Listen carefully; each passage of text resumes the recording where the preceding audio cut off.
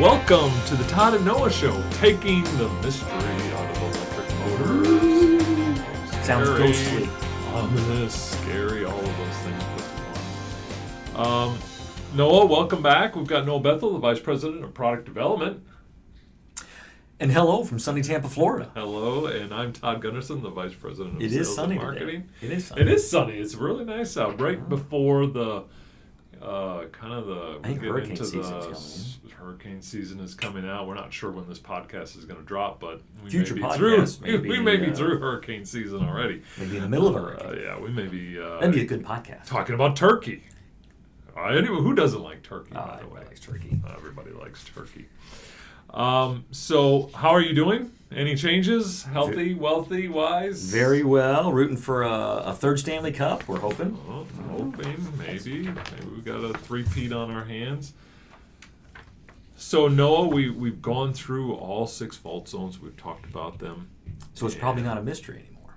It's not a mystery. We should have at least we're starting to clear up the mystery of an electric motor. Absolutely. Right, and try to make what we're sharing with you, hopefully you're getting a little bit of that information to make a better tomorrow, right? We're always looking to learn from today so that we can make a better tomorrow. So we've talked about 6 fault zones, and we've said, should we have 7 fault zones? And for this case here, we said, we stick with the 6, but we have peripherals. Right. And this next one, the 15-foot rule. Yeah, that led to the 15-foot rule, right? That was our cliff note, our cliffhanger. Well, either way. What is the 15-foot rule, by the way? Well, you being a former Navy guy, as was I, this is where I think that it was born. The 15-foot rule of motor troubleshooting is that now somebody may fact check you on that to see if it was actually a naval term. I'm willing to defend that. Okay. So if the motor is having trouble, actually, if you're troubleshooting any asset within an industrial plant, and there's a motor within 15 feet, it must be electrical. It's gotta be electrical. So it's really the 15-foot electrical troubleshooting rule. So which is fine. We have broad shoulders. We do. We can handle anything. Absolutely. So on a submarine, if there was a problem with almost anything, pump, if there was a pump problem, fan problem, it didn't matter. We got called out of bed to troubleshoot it electrically first, as long as there was a cable within 15 feet. So they kind of designed it where there was a cable within 15 feet of everything. Of everything. Right. So now, in defense of our mechanical friends, and I know there's a lot of them out there listening to us, the way you troubleshoot electrically, you can do it a little bit less destructively. In other words, we're going in, taking measurements, looking at things in a non-destructive manner, but when it comes to mechanical troubleshooting, a lot of times there's a lot of stuff involved. Decoupling, taking things apart. So, they got to watch more movies, and we had to do more troubleshooting. Carrie, we didn't have quite the life that you led on a Fast Attack or a Boomer. Better food, better air, I think you had. Air, yes. Food, probably the same. I think we get it from the same pallet came in. Probably so, yeah. So that's possible that we had better food. But we always heard that the sub always had better food to keep you guys contained down below. It was a way to get you to sign up. Yeah. Maybe that was just some kind of white lie that they would tell you, the food is so much better on a submarine. So much better. Yeah.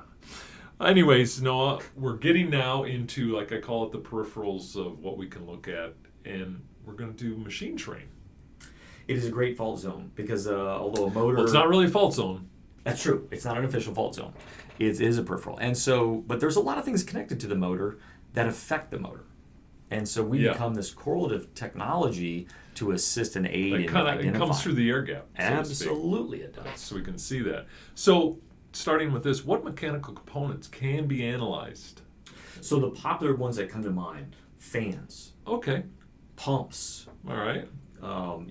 Those are the 2 big ones. Fans like fan blades? Absolutely. Well, so we use the fan blade. If you think about what does a fan do, first of all, it creates load by moving air, right? Blows air. Right. And, what's interesting is a lot of people don't realize if it's not moving air, it's not working, right? So the fans actually, moving air is when it actually loads down. If you simply deadhead a fan, it actually runs at very low current, However, the load is affected by every blade passing the exhaust plenum, if you want to look at it. So that a lot of our vibration friends are monitoring that what they call blade pass frequency. Okay. And that same effect of the load or the blade passing is a torsional change that we can actually pick up using current. Okay. Gearboxes, can we see that? Gearboxes are a big one. Okay, now we don't see the gear mesh frequency so much. Okay, gear mesh frequency is a relatively high frequency, better left to the vibration or ultrasonic industry.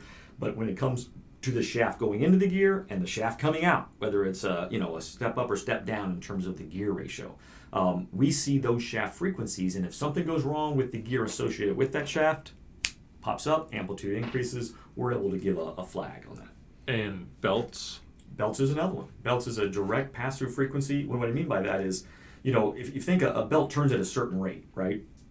Well, we don't as much track the general belt frequency, but if there's a flaw on a belt, per se, it's going to pass pulleys, whether it's a 2-pulley system or a 3-pulley system. So a lot of times it's multiples of belt frequency that we actually track. Okay.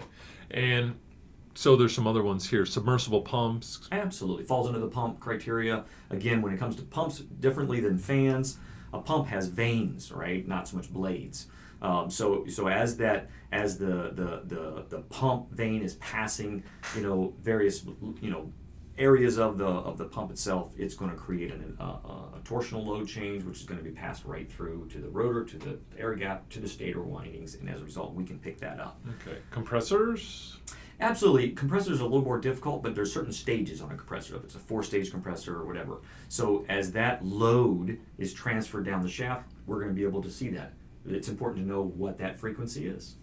So we also can see pole pass frequencies in, and this is kind of jumping ahead into demodulation, right? So Absolutely. That's how we pick these mechanical frequencies up, is through a demodulation spectrum. Can you explain demodulation spectrum to us? So demodulation is the act of removing the line frequency, filtering it out, and showing everything that's left over. If you were to go up with a meter per se, let's say an O-scope as an example, and look at a line frequency going to a motor, the current going to the motor, or a voltage, it's going to be dominated by the line frequency, let's say 60 hertz. Mm-hmm. But there's a lot of activity occurring running along that 60 hertz, small variations of that are very hard to see because the 60 hertz is dominating the scope.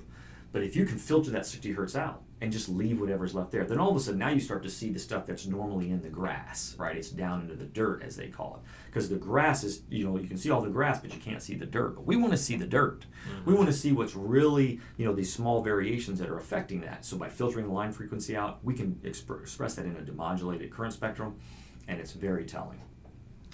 What about other technologies? What would you recommend to look for mechanical anomalies? So we're always, when it comes to like machine train analysis, most of the time we're going to be a secondary indicator, right? Mm-hmm. Vibration is probably the number one. It's been around for a long time. For the longest time. And it's going to stay, well right? Trusted. We hear occasionally people talk about, oh, you can do this instead of that. We don't talk that. We really feel our research indicates that we're very inclusive. We absolutely want to see correlative technologies before we make a decision. Absolutely. And it's the same in the opposite direction, right? Vibration technology does see rotor defects and air gap anomalies, but they're so strongly indicated through electrical testing that vibration becomes a secondary indicator. We become the primary indicator.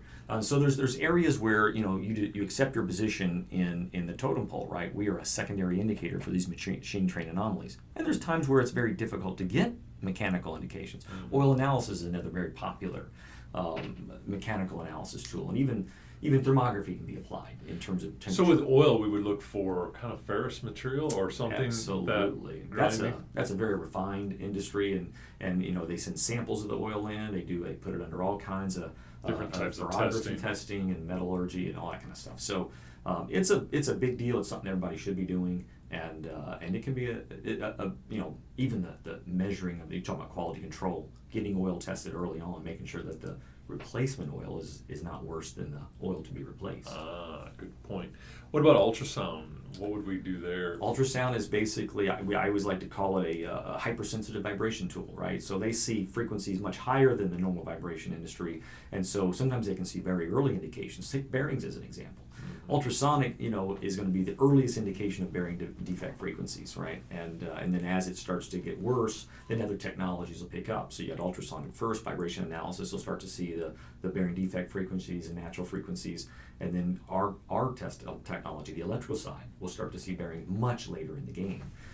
So.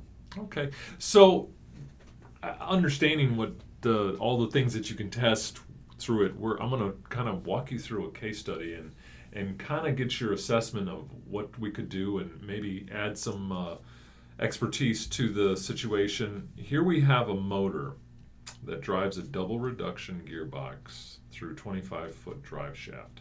And you talked about that. That drive shaft is important to us for understanding. The outboard shaft of the gearbox is connected to a fan. So now we've got things that we can really start to see electrically.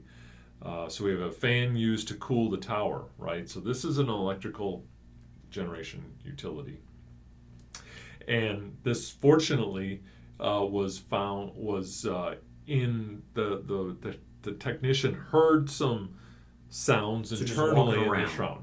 Kind of walking around doing what they're supposed to do. Using his ears as a technology. Yeah, using his ears as a technology, correct, in before peak season, where you don't want to be messing, where you want everything to be 100% when you're trying to generate power. And they heard this knocking sound. And like you said, the 15-foot rule, the first thing that you want to look at is, there's a cable within 15 feet. This is mechanical or this is motor. This is electrical or is this motor? So they heard knocking noise coming from the motor. Was the motor the problem or was the gearbox the problem? That's kind of that's where we're at with this. We've heard way too often these standard troubleshooting protocols that some companies adopt, which is not based on any data, right? Where it's like, hey, if something's going wrong, the first thing we do is replace the drive because that's the easiest thing to do. Yeah. And if that doesn't fix it, then let's replace the motor. And if that doesn't do it, then let's replace the power cables. You see so what's happening is they're just going through all this effort and all this work. Kind of Easter egging things when you don't have to. Perfect term. So in this case here, we know that the output gear speed is at 112 RPM. So how would that relate? How do we see that in a frequency standpoint? Right, so the simple calculation is divide the RPM by 60. We're looking at hertz, right? Yeah, the default plot that is shown when you're looking at current signature or demodulated, it's going to be in hertz, right? So that's just the go-to electrical. Now, vibration can also go to hertz as well, but they're normally in RPM. Same with ours. We can actually switch to RPM if that makes more sense to the person looking at it. But it's a simple calculation. If you take 112 RPM, so you got, let's assume that this is a 4-pole motor coming in somewhere around 1780. Then it's going to drop through a reduction gear to 112, right? That's a decent drop, okay, significant. In fact, if you divide that by 60, now you're talking about that 112 RPM is going to be seen as about 1.8 or something like that. We should ask Siri. We could ask Siri. She's probably. But you're probably right now. Yeah. 1.8 is we become we ask too many different people. We don't rely on ourselves so much anymore. Calculator's too tough these days. I know. So you said you came up with about 1.8, and so that's valuable to us. It's very valuable, and so it's key to know where those frequencies are. You know what the primary shaft is. It's coming out of the motor. We can see that frequency. Yeah. The question is, what is the gear reduction? So either you need to have, what the gear ratio is, or you need to know what the shaft frequency is. And this is where we've talked about through this whole series of get to know other departments, ask them questions. And if you have the vibration department, they probably know what the shaft speed is. So once you know the speed, then you can determine what that frequency is. So now when you're looking at your DMOD spectrum, you can determine, okay, this is where I need to be looking for any type of activity. Right, and you want to put a band alarm around that region, put an alarm, baseline plus 20% or plus 30%, whatever the recommendation might be. So this individual actually had a good relationship. He was able to put a band alarm around it. So 2016, 2017, everything looked normal, no real increases. But then we come to 2018, and we saw an amplitude change from 0.2 dB to 0.6. What is that telling us? Tells me that there's a 300% increase in amplitude on a peak that is related to that secondary shaft. So from a machine train analysis perspective, we're really going to start focusing hard on that shaft and the gear associated with that shaft. So then they went back and they once again correlate, right, with vibration technology and this technology, and they were able to pinpoint it at the gearbox. So now you don't have to Easter egg. Now you don't have to pull motors out. You don't have to, because that would have been the first thing that you'd have done. If you didn't have information available to you, you would have probably said, let's replace the motor, put a new one in. It's the easiest accessible, right? Because most of these Most towers, accessible, motor's easiest outside to on do. the platform, and it extends the shaft in. It makes it very hard. The fact that they were able to get vibration is impressive to me, because it doesn't happen. Yeah. They have to run, cable from the various components down some kind of, without getting involved in the fan or the cooling element of it. It's a big deal. It's difficult. Right. So in this case here, like I said, they found it early, April, before heat. Right. This is on the south, so it's very hot in the summertime. So we were able to go in, find the problem in the gearbox, which was some teeth were meshed together and were broken in the gearbox, and replace that and make it operational again. So after that, what's the best thing that we should do? Right. We get another. You said it. Baseline test. Absolutely. And get our band alarms out there, so now we can wait for the next event. And the nice thing is, guess what's not the only one when it comes to cooling towers. Cooling towers are never a single motor. A lot of times you have 6, 7, 8, 10 of them exactly the same. Mm-hmm. So now you've just established a baseline for all of these like motors. Now, if you do happen to buy a motor from a different manufacturer, obviously you may have a unique baseline for that. But that's all part of the birth certificate. Get the information, get it online, ask the right questions so you know what you're looking for. Yeah, birth certificates are really cool. Real short side note. In Wisconsin, if you're born, they put on your birth certificate, you must be a Packer fan for life. Default. So, that's a default. Yeah. There is no box. Well, no, we don't check any boxes. There's only one box there. That's a tough command. That's not tough at all. It's easy to be a Go Pack Go. Yeah. It's easy to be a Packer fan. Lately. Give you a cheese stick and a birth certificate that says well, cheese head, actually. Okay, all right. You put it on a Swiss cheese head or cheddar, whatever you decide, whatever you desire. Man. Mozzarella is always good. Classic. So that is classic. So next, so that solved that case study for us. Why don't you help us guide us through the second case study we're going to talk about today? And this really highlights a bunch of issues with a whole realm of issues that you can come across in a plant environment. There was a new gearbox installed on an off shift with no turnover given to the technicians. No turnover. No turnover. So you and I were both in the Navy, and we stood watch in the Navy, and before you would accept the watch, you would get a turnover from the individual the day before, or not Right. the day before, but before taking that watch. You wanted to ask some questions. You ask questions. Otherwise, you might get what's stuck. tagged out? Absolutely. What is there maintenance going on? Is there what's going on in the plant? Keep an eye on this. It's trending higher. Look at this log. We always had to go around. We walked, especially auxiliary electricians. You were always walking around the plant because you were kind of the mobile workforce there that was evaluating what's going on. If you were at a panel, you didn't get to walk around so much. But right, you didn't want to get bagged on the watch. That's what we call it. You get bagged on the watch, and you notice, hey, you missed the last round of measurements, and so that was the word we'd always use. Back. It just reminds me of another sea story. Uh-oh. Newsflash. So we were visiting it was a water treatment facility, right? And we were there just to talk about technology and talk about motor reliability. And they said, hey, can you test this motor? Well, of course we can. We went out to test a motor. So we're at the switchgear room. We hook it up. And we're testing it. All the measurements I see are like open. Mm-hmm. Like over range and resistance, over range and inductance. Like I said, hey, I don't think the motor's connected to this. And he's like, of course the motor's connected to this. And I was like, well, everything I'm measuring says that the cables are open. Something's, he says, hey, look, let's go look at it. And we went out, and guess what we saw when we went out? Well, I bet you didn't see a motor. The motor was gone. and I'm like, did someone steal your motor? I saw a squirrel.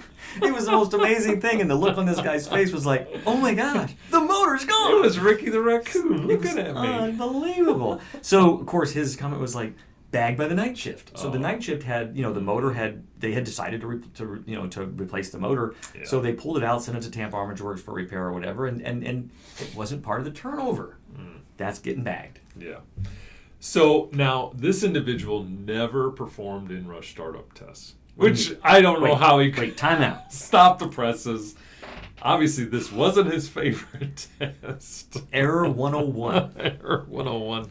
Because we all know The best in-rush test startup is test in-rush startup. is best test Gotta have a ever. baseline. Gotta have a baseline. So oil analysis, vibration, thermography showed no issues, right? Good correlation. You know? So we wouldn't really, maybe we would expect it if things were really bad, but in this case, none of that showed up. So this is kind of like a growth of the individual. So the technician goes to a PDM workshop, right, with his peers, and in one of the presentations, he heard that one of the individuals who uses technology always, regardless of the situation, does an in-rush startup current. He probably listened to us. He was a disciple of yours. Yes. How important the in-rush startup test right. is. And it didn't have to be during startup. It could be for process analysis, Absolutely. where you just get a look Absolutely. at current. So after that, he said, you know what? When I go back to the plant, I'm going to employ the same techniques, the same principles that this individual employed. And he went back and he took some in-rush tests. And what did he find? He found a 30 amp swing. Now, what is that telling us? Well, we asked some questions from that, right? So a 30 amp swing, what kind of load was this? What kind of application is this on? Right. Maybe that the load itself was changing. Right. Because if there was a normal, expected load change, you have to understand that, know your system, right? But if this is like a centrifugal pump or a fan or something like that, then we certainly do not expect a 30 amp RMS envelope swing. This is telling us that, hey, there is some major load changes that we're not expected. I would say it's more rare to come across swings like that than it is to see steady state. I would agree with you, absolutely. Yeah. So checking with the vibration group, he was able to better understand the frequencies he saw on his DMOD. So he's been enlightened. He took the inrush, now he sees the current swing. So he decides, wait a second, I've been taking demodulation for a while, not sure what those peaks mean.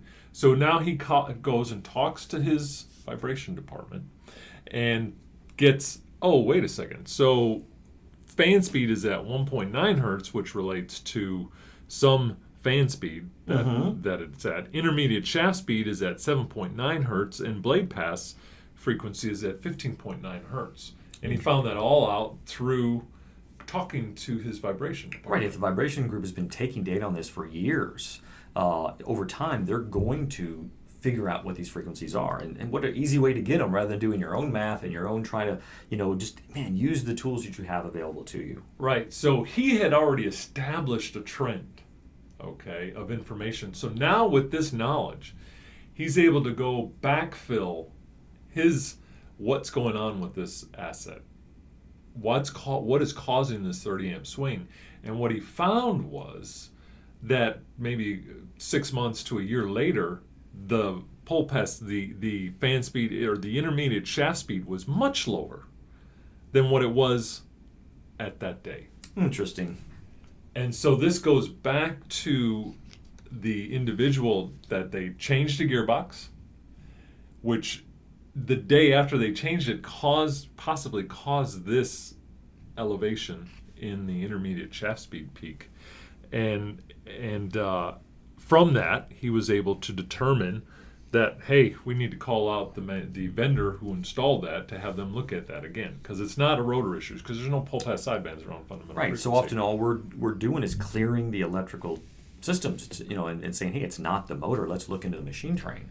Yeah. But without the right data to clear the power quality and the power circuit and the insulation and the stator and the rotor and the air gap, without the ability to clear those, it's easy to start looking at the motor as a source of this. Yeah.